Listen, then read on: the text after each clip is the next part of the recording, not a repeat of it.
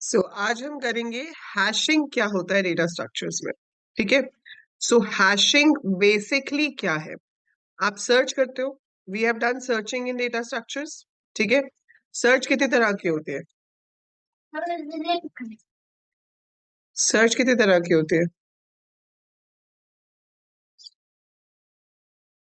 तो सर्चिंग आपके पास होती है to search for a value in a particular array, right? या कोई भी मेमोरी में आपको जब सर्च करना है तो we have linear search and binary search in that. Linear search की कॉम्प्लेक्सिटी होती है ओ एन और बाइनरी सर्च की होती है एन लॉग एन। सिर्फ log N, only log N. Good evening Kashish. Radhe Radhe Anshika. अच्छा muted.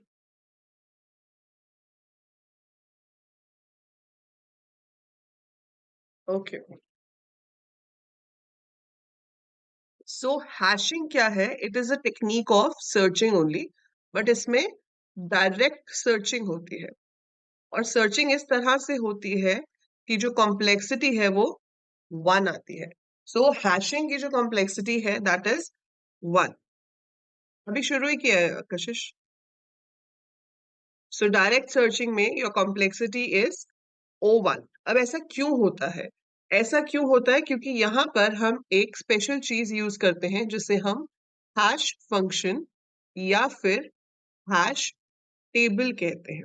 We have a special thing called hash function और हैश टेबल।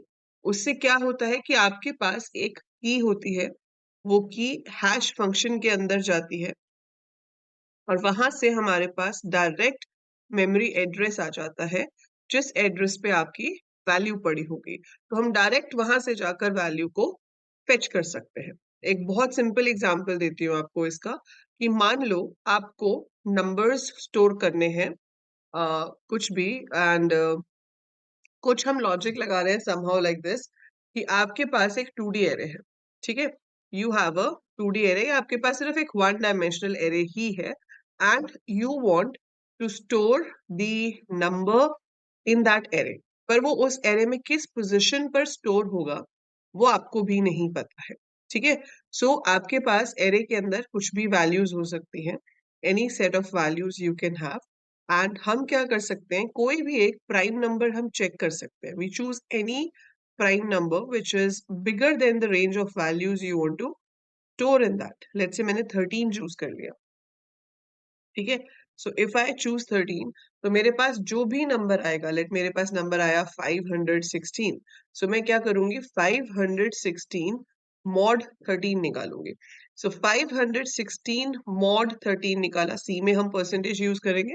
अदरवाइज हम इसको ऐसे भी कह सकते हैं कि हम 516 कॉमा 13 कर रहे हैं। बताओ, अब आप में से कोई बताएगा मुझे, 516 को अगर मैं 13 से डिवाइड करूं तो रिमाइंडर क्या बचेगा? What should be the remainder? This is 52, तो 39 ही लेगा वो, है ना? और बच जाएगा 12। कैलकुलेटर निकालूं कि आप बता रहे हो?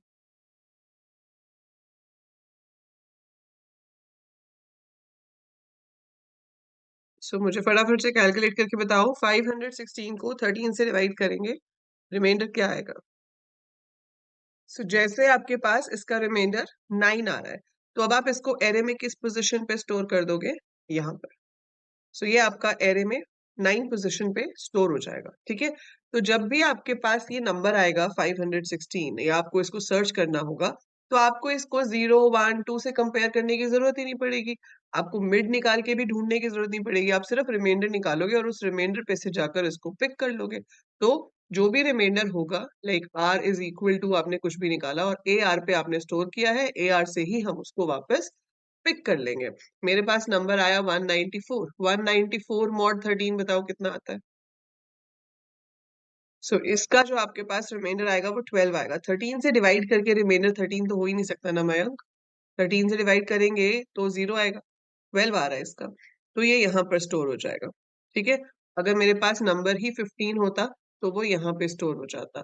अब कशिश ने बहुत सही पॉइंट बोला है। कशिश कह रही है कि भाई इसमें अगर हम ऐसे स्टोर करेंगे तो स्पेस तो बहुत ज्यादा ऑक्यूपाई हो रही है। हमने पहले से ही 12 साइज का एरे ले लिया है अगर हम 13 प्राइम नंबर के हिसाब से स्टोर करा रहे हैं। We already taken that. इसमें आपका स्पेस ज्यादा लगेगा। जरूर लगेगा बेटा, क्योंकि हमने पहले ही डिस्कस किया है कि there is a time space trade off in data structures. आप टाइम बचाओगे तो स्पेस ज्यादा चाहिए होगा, आप स्पेस बचाओगे तो टाइम ज्यादा चाहिए होगा, ठीक है। So we can always save one of the two things, या तो आप टाइम बचा सकते हो या आप स्पेस बचा सकते हो। इसमें स्पेस जरूर थोड़ा ज्यादा लगेगा, पर आपका टाइम बहुत ज्यादा सेव हो रहा है। आप सोचो कि ओ एन कॉम्प्लेक्सिटी होना या इवन लॉग एन कॉम्प्लेक्सिटी होना, और कहाँ आपकी कॉम्प्लेक्सिटी वन है, one, can you imagine, just one step and you get the data in the array, है ना। आपको सिर्फ एक ही स्टेप में एरे में से वो डेटा मिल जाएगा किस पोजीशन पे है, एक ही स्टेप में आप उसे स्टोर कर पाओगे। तो आपकी कॉम्प्लेक्सिटी तो ना के बराबर ही होगी ना, सिर्फ एक ही स्टेप में काम हो रहा है।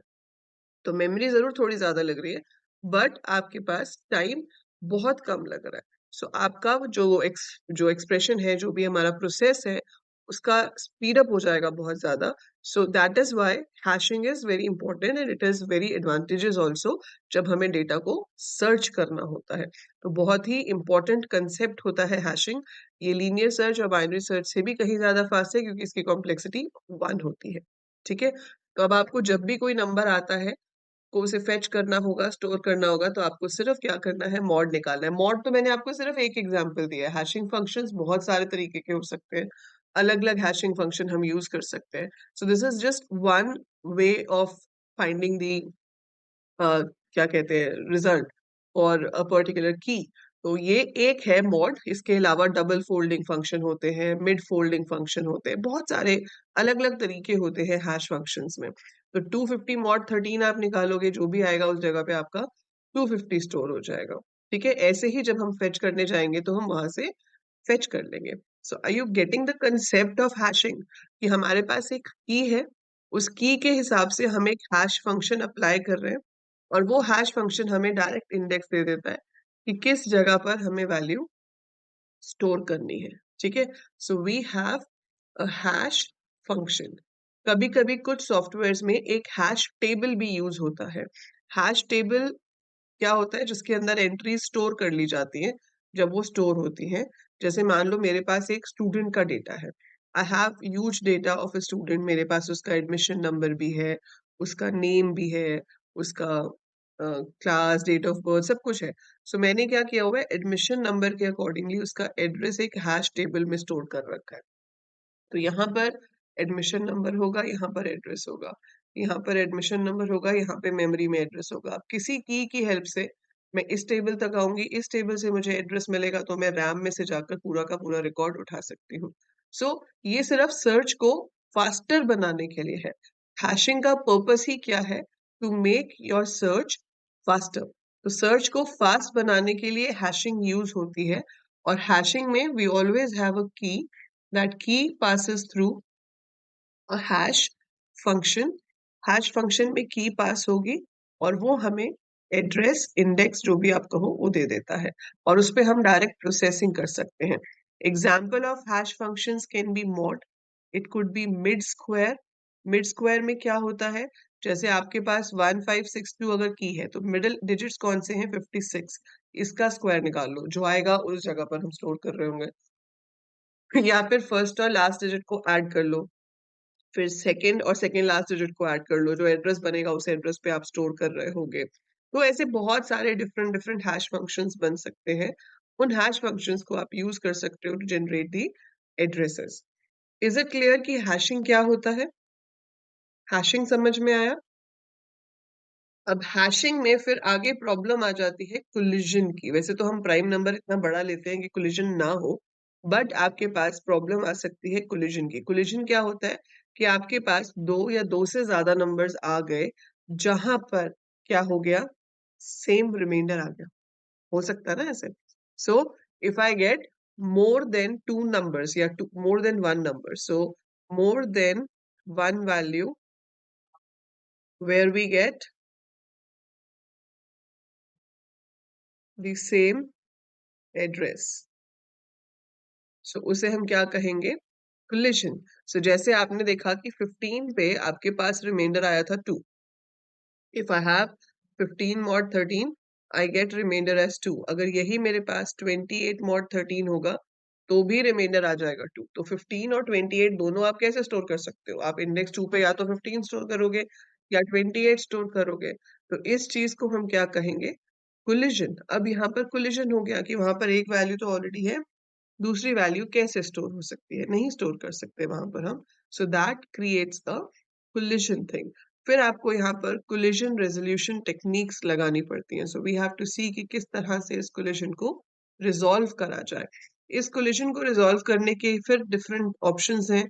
उसमें हम क्या कर सकते हैं कि जो आप एरे ले रहे थे, वो एरे एक्चुअली में कोई वैल्यू को स्टोर नहीं करेगा। तो one of the solution is a linked representation.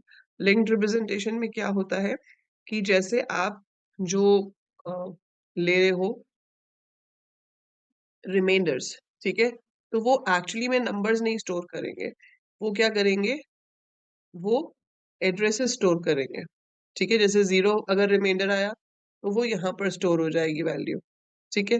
फिर 1 रिमाइंडर आया तो यहाँ पर स्टोर हो जाएगी। तो अब क्या होगा कि जितने भी आएंगे, जैसे 15 आया वो यहाँ पर स्टोर हो गया, फिर 28 आया वो यहाँ पर स्टोर हो गया।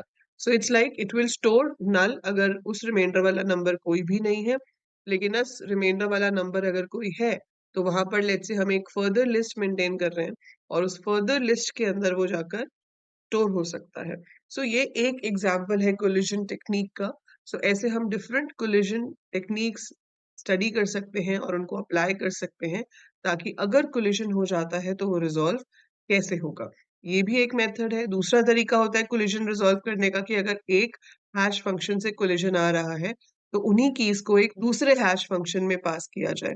सो पहले हैश फंक्शन 1 लगता है, अगर सेम कीज आ रही हैं तो उसके ऊपर हैश फंक्शन 2 लगता है, ताकि डिफरेंट डिफरेंट कीज आ जाए, और फिर वो जो डिफरेंट डिफरेंट कीज आएंगी वहां पे आप उसे स्टोर कर सकते हो। ठीक है? So there are different methods of collision resolution. मैं इसके आपको नोट्स दे दूंगी, तो आप एक बार उसको गो थ्रू कर सकते हो। ठीक है? And you will get it. It's more of a theoretical thing, but हाँ, इसका छोटा सा प्रोग्राम आप चाहो तो हैशिंग का क्रिएट कर सकते हो, ये मॉड वाले एग्जाम्पल का ही। But otherwise you just have to understand the concept of hashing, कि this is a faster way of searching. जहां पर जब बहुत ह्यूज अमाउंट ऑफ डेटा होता है तो हम हैशिंग यूज करते हैं, तो वहां पर आप इसको यूज कर सकते हो। ठीक है? जैसे अगर आपको बोला जाए कि काउंट करो कि कितने नंबर्स हैं आपके पास, बहुत सारे नंबर्स हैं, आपको काउंट करना है कि उसमें कितने नंबर्स हैं जिनका लास्ट डिजिट 0 है, या जिनका लास्ट डिजिट 1 है, या फर्स्ट डिजिट 0 है, 1 है, 2 है, 3 है, 4 है। तो आप इतने सारे काउंटर्स तो नहीं लगा सकते, तो आप एक एरे ही ले सकते हो जिसमें 0 पोजीशन पे आप स्टोर कर सकते हो कि 0 से एंड होने वाले कितने नंबर्स हैं। 1 पोजीशन पे ही स्टोर कर सकते हो कि 1 से एंड होने वाले कितने नंबर्स हैं। सो दैट इज हैशिंग। वो डायरेक्टली हम उसी पोजीशन पे जाकर उसको रेफर कर रहे हैं। तो जहां पे भी आपके पास डायरेक्ट इंडेक्स आ सकता है, उसे आप हैशिंग कहते हो। ठीक है? आर यू क्लियर हैशिंग क्या होता है? समझ आ रहा है? सो ये एक कंसेप्ट है सर्च को फास्ट बनाने के लिए।